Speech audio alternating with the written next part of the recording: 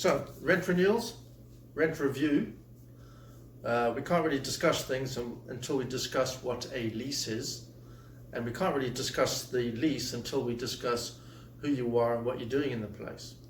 So we are all tenants in railway properties, and we rent these railway properties usually because of their discounted rent on the normal industrial properties that we've got access to.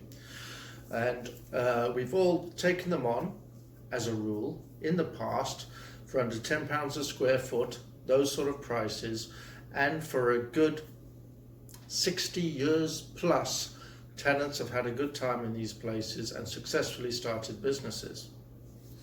Something new happened in 2015.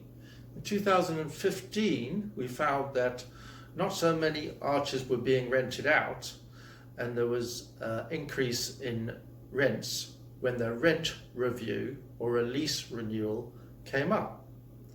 And that is why we're talking about rent and leases now. That is why we're all here. In terms of our family garage, the letter said it was going up by 350%. The first thing that we did, and it only took 10 minutes, because they asked for it to be backdated by 6 months, we wrote to them and said that's nonsense, can't be true. Of course, we learned, along with a lot of other things over the last 4 years, that it is true that they can do that. They have a tiny little clause written into all of your leases that says time is not of the essence. That means that they can give you your rent review whenever they feel like it, backdated by 10 years if they wanted to, and they actually have done. The longest case, actually 8 years, and that's a tenant in Cambridge Heath. So, why are they doing this to us? Why the sudden change in 2015? Well, previously we were putting these railway arches to protect the railway arches. It was cheaper for the Network Rail to have us doing the security on the arches and maintenance on the arches than it was for them to do it themselves. In addition, they got £85 million a year in revenue from the rents, so that was a bit of a plus. The problem became when they decided to try and make more money from their property. And the reason why they focused on that is the only area where the railway organisation known as Network Rail makes money is in their land, in their property. The railways themselves don't make money. They run a subsidy. For 170 years now, it's only the property that's managed to generate any profit. So they've increasingly looked at that to the point of what you all know is selling the whole bloody lot off for £1.5 billion. And that is what took place in 2015. They put into place the project to sell it. And they did it with a lot of consultation and a lot of planning, not with you, the tenants, but with the professionals who would explain to them how to maximize that sale.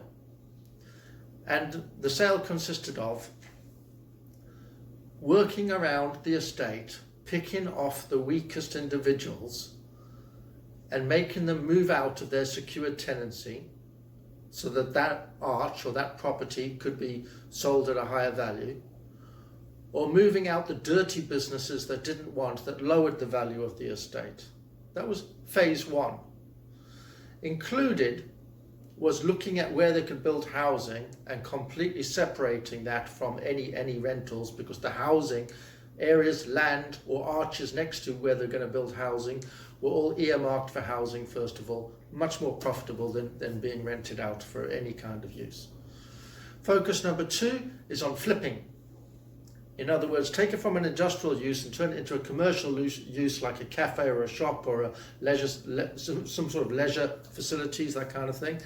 And then finally what we have is just putting up the rents in general by 50%, 100% on all leisure activities to make it a bit more like what you would pay for normal industrial places.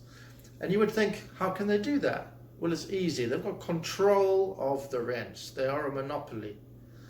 With control of the rents, instead of it being a natural market valuation that's taken place, they decide across the board we're going to put all the rents up.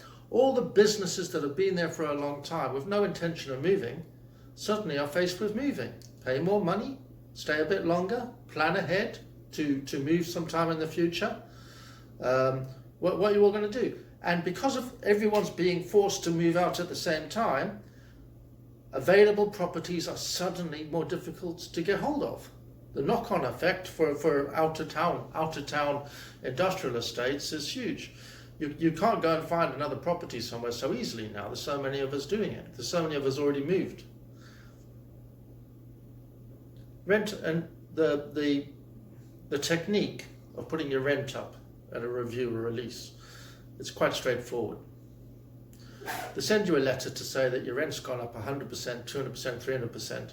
Straight away you know something's going on, because of normally you receive a letter to say your rent's going up 5, 10, 15%, and at the moment maybe even 20%, and you agree it, you sign the memorandum, and off you go.